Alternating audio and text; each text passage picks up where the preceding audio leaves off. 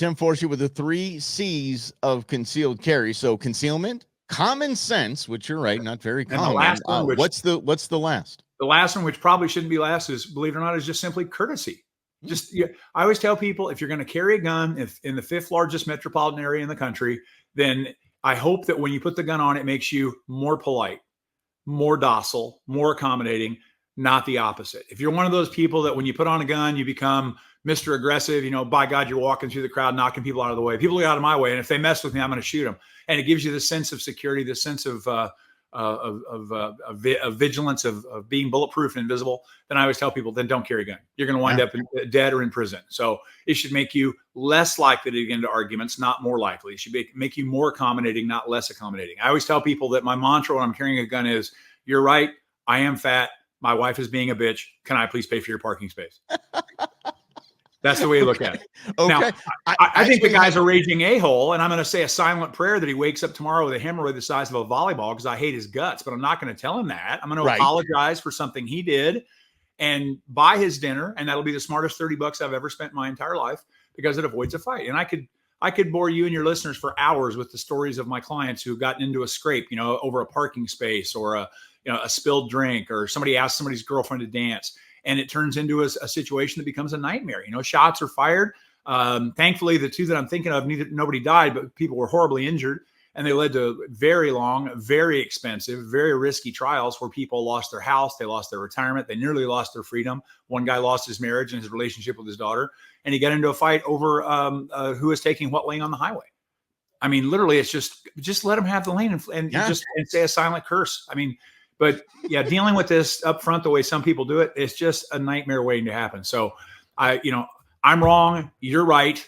Anything else, just always be courteous to the point where it hurts to swallow that pill, but swallow that pill. Okay. I actually had it's somewhat of an experience like that. I have a sidearm that's not concealed when I'm out hunting. Yeah. So I do the same. I'm not worried about anything but that mountain lion. Right. So I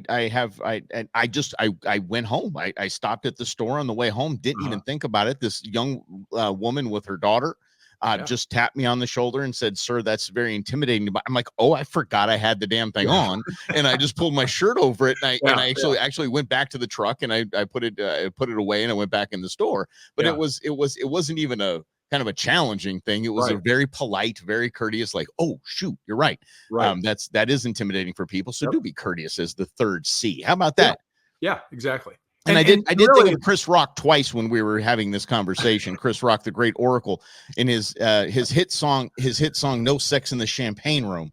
He talks to the high school kids, and he said, if someone steps on your foot in a movie theater, let it slide. Yeah, there's no reason to spend the next 10 years of your life in jail because somebody smudged your Puma. Exactly right. Exactly. And by the way, for those of you that didn't notice, Mike just said Chris Rock and hit in the same sentence. So I was going to point that out. Oh, okay. There you go. Nice. Okay. Yeah.